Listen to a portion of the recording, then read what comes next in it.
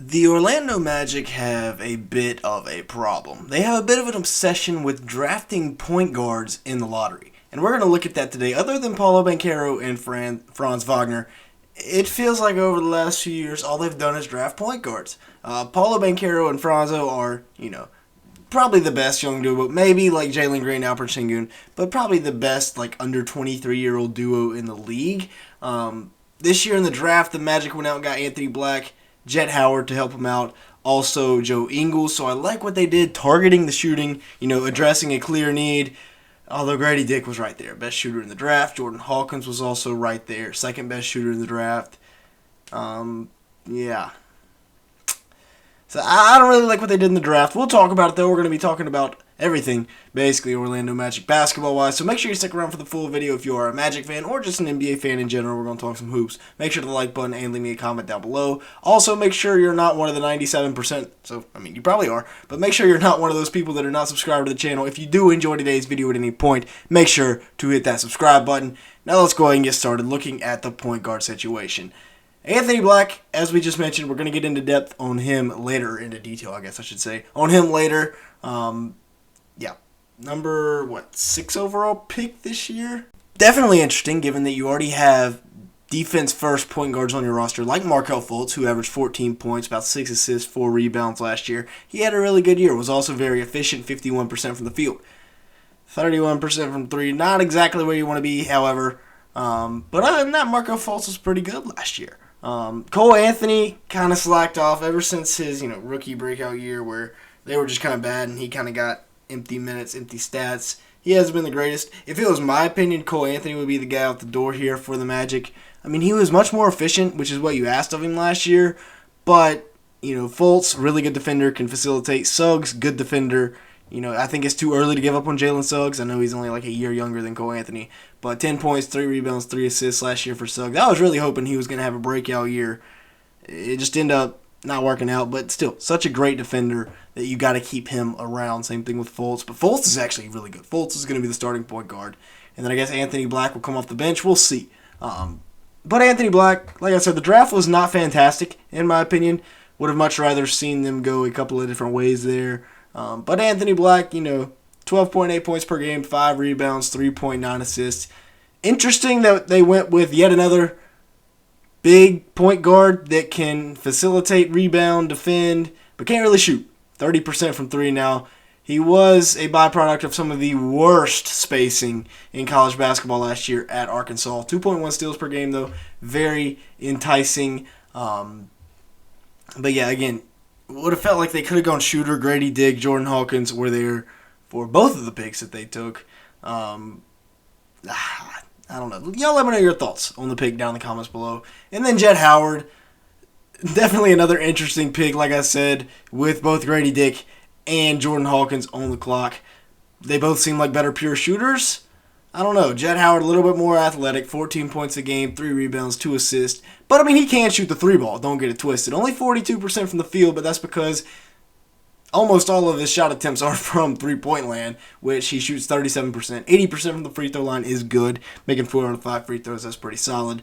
And as you can see, all but 4 of his field goal attempts a game were three-pointers. And, it's not like he's taking all catch-and-shoot threes. Like, that was a catch-and-shoot 3. But as we're about to see, these are not easy shots that he is knocking down.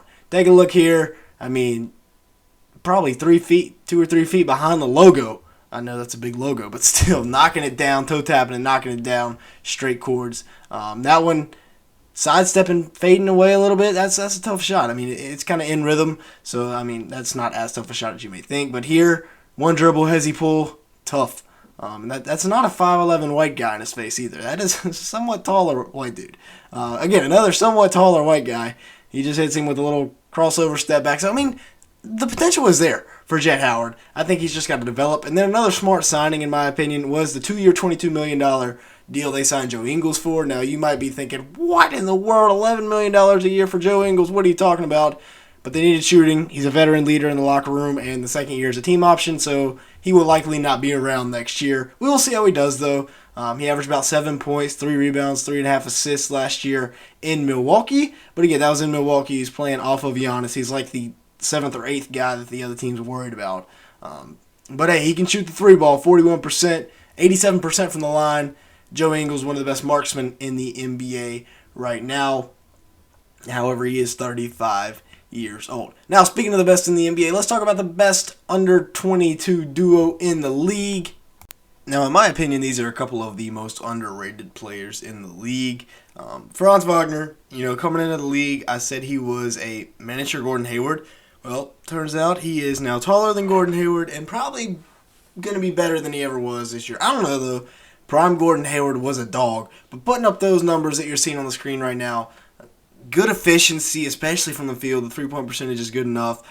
Putting up those kind of numbers as a 21-year-old is crazy. Gordon Hayward was still at Butler when he was 21 years old, unless I'm mistaken there. But 33 minutes a game, 3.5 rebounds, as well as the points, the assists, the efficiency. It's very good. And then the Rookie of the Year, Paolo Banchero, 20 points, 7 rebounds. Essentially a man on a mission this year, was not guardable. But, at 6'10", 250, what are you going to do? Seriously. Only 43% from the field, 30% from three. Probably needs to cut down on the three-point percentage and just do that more. Attack the rim. Nobody's going to get in your way. It's the NBA. They're not taking charges, especially not when a Mack truck is coming downhill. Just go to the rim, big dog. Now, let's take a look at the lineups. These are just my projections, so don't flame me in the comment section below if your favorite player didn't start or something. But we got Markelle Fultz, in my opinion, far and away the best point guard on this Magic team, and I feel like there's not really a debate for that. I threw Jalen Suggs here in at the 2 just because of his defense. However, that spacing from the point guard and shooting guard is atrocious, so maybe you throw in, I don't know, maybe like a Joe Ingles. Probably not as a starter, though. Maybe you go out and trade for a shooter. Maybe that's what the Cole Anthony trade is. Maybe you put Cole Anthony at the starting shooting guard spot just to be a scorer. We'll see. They got good scoring, though, from the 3, the 4, and the 5. And really, even Markelle can score it. But Franz Wagner, Paolo Banchero, those are going to be your 2 scorers. Wendell Carter Jr., scoring defense. He does a little bit of everything. Very versatile center. Very underrated center as well. Been playing, in Chicago and then Orlando. He's been very underrated for a while now, in my opinion. Now, let's take a look at the bench here. We got Anthony Black and Jet Howard. Just threw the 2 rookies in there off the bench. Maybe they go elsewhere. Like I said, Cole Anthony is not pictured here, so maybe Cole Anthony's coming off the bench. Maybe it's Jalen Suggs. We shall see. But with Anthony Black, he gets a chance to learn the reins before he jumps into the full-time starting role. And then you got Jet Howard, like we said, a really, really good shooter. You got Joe Ingles, another really, really good shooter. And then you got, when healthy, one of the best defenders in the NBA, Jonathan Isaac. One thing about this Magic team, they got length all across the board. Jalen Suggs is their shortest guy. And he's like a 6'3", 6'4". So that's a lot of length. You got Mo Wagner at the backup 5. Franz's brother, of course, actually had a really good season. And was one of the reasons they were able to cut ties with this man right here, Bobo, who is now a Phoenix Sun. But, like I said, bye-bye Bobo. But I think Jonathan Isaac is a guy that I've been on the Jonathan Isaac hype train since before he got hurt, right when I first started making YouTube videos. I gotta have, Jonathan Isaac needs to have a big-time year for me this year. I just hope he does not get hurt. He's one of my favorite players in the league just because, he's quiet. He just plays kind of like Kawhi, honestly. Both are injured all the time. Both really just shut up and play. Don't complain to the refs. Don't do all this off-court stuff. But yeah, Jonathan Isaac, love him. He's a dog. But yeah, with that being said, that's going to be it for today's video. Thank you so much for watching. Make sure to like button and hit the subscribe button as it really helps us out in the YouTube algorithm. And with all that being said, thanks so much for watching today's video.